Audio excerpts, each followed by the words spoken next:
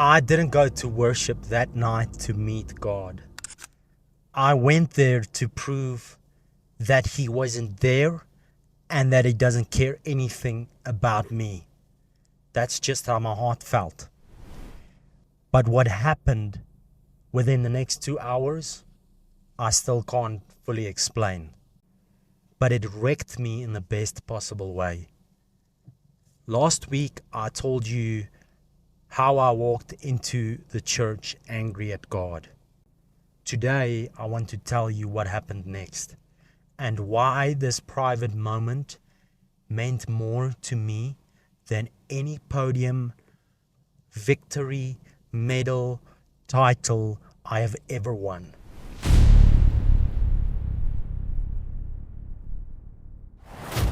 This is the moment I had an encounter with Jesus. The place where I felt rejected, the place where I felt I didn't belong, the place even where I came to God so angry, and I just remember crying out to Him, Lord, if you are not going to end it all, please, I'll take my life in my own hands and I'll unalive myself. And I believe that this was the most honest conversation I've had with God, even though it was brutal, even though I said some extremely inappropriate things. It's like the more anger I gave to God and the more I'm crying out to God, give my life back, give me my sport back, this is my dream, Lord, this is the talent you gave me. The more I just laid my anger at the feet of God. I didn't even know I was doing that at the moment. I didn't pray. I just argued. I was frustrated. And here's something that I've learned. And I think this is for someone watching this right now. In that same argument, keep going. I want to encourage you. Keep going because God can handle it. God doesn't flinch at your emotions. He's not somehow going to get off His throne and His sovereignty because somebody's angry at Him.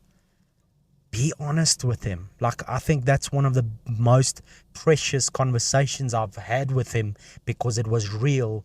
And literally what was going through my mind is, you know what? If I go to hell because of this, then be it. That was my mentality, but I just rambled. I think I walked into that meeting thinking God was angry at me. I thought Him taking my sport away from me, I thought that was His judgment because I was addicted to adult content. I thought that was His judgment because I denied God. I don't think it was me denying Him or adult content that separated me away from Him. I think it was guilt. Guilt was the reason that I couldn't come to my source of identity and healing. And I expected wrath, but what I got instead was not wrath. You know, I'm the sort of person that I can commit to hard work, and if I commit to anything, then, you know, it's you have to give in order to receive. It's sort of a trade that you have to make, and I thought I have to do the same with God, and I didn't give God anything. I used to have a relationship with Him, but now I don't want anything to do with Him, and now I'm blaming Him for the loss of my career. But what happened, instead of receiving judgment and anger, I received love. I can't explain it. As I wrathfully just poured out everything in my heart to God, there was like a supernatural shift that came. It's like I traded my anger for love. I expected wrath and judgment, but what I got in return was unconditional love. And that truly is God's unconditional love. It's not conditional, it's unconditional. That a sinner that walked into the building, that wanted to end it all, that literally just swore at the person praying for him, that is so uncontrollably angry at God. I think that's the closest that I've ever been to becoming anything else but a Christian. And I think the lie that God dealt with in that moment is the lie that He was angry and disappointed at me. The lie that he doesn't want anything to do with me or that he doesn't care. Something shifted in my heart that the person that walked into the building that night and the person that left 2 hours later were completely different people. I have no language for what happened in that moment, but I do know how I responded to his love immediately afterwards. I downloaded my first ever worship song. It's called Reckless Love. I put that song, it was late on the Friday evening, I put that song in my ears and I just sat in this I locked my door and I sat in this private moment with God. It was so intimate, but it was unlike anything I have ever experienced. In that moment, I knew that not winning the biggest races in the world, not competing at world championships, not being ranked top 10 globally, not being national or African champion, the glory that the world could offer me cannot compare to a private moment with God. Nobody to witness, nobody to impress, nobody to show how great of a person I am, but just a personal encounter with the love of Jesus. I can't even explain it. I couldn't explain it then, and I can't explain it now. But something changed, and I believe something changed forever. A couple of weeks later, I remember I was at another meeting, and also during a worship service, I was crying out, and I remember saying the following: Lord, I surrender my dream of ever becoming a sports person, because nothing can compare to the love of God. I remember saying, Lord, here is my future. I do not want my dream for my life. I want your dream for my life.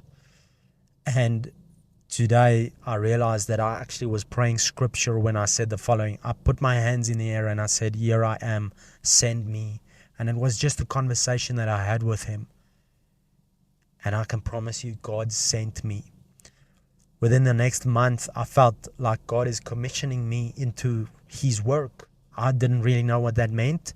And I prayed about it, and I really just felt a prompting in my heart that I have to be in my hometown. The very place I tried to flee my whole life, that is the place God is directing me back to. And willingly I went. And what happened, I walked into our church and I said, here I am, I'm available. If I have to pack chairs, if I have to clean the floors, I don't care what it is. I want to be here because this is where God is, I felt at that moment. And I just think God looked at my heart and my response, and he allowed me to make that choice. I've had many moments with God prior to this, as a 4-year-old boy, as a 10-year-old boy, 10 years ago. As a teenager, I've had experiences with God, but none of them had the effect that the one I'm communicating to you now, none of them had this effect, but I believe there was something about hitting rock bottom that allowed me to make the choice. Because God is a gentleman. He's not going to force himself upon you. He's not going to force you to make a choice. He will gently take care of your heart and take you through motions. And right there, when he is actually the only answer to the crisis around you, I promise you he's going to be there. And that's the moment where most of us will be able to make that choice.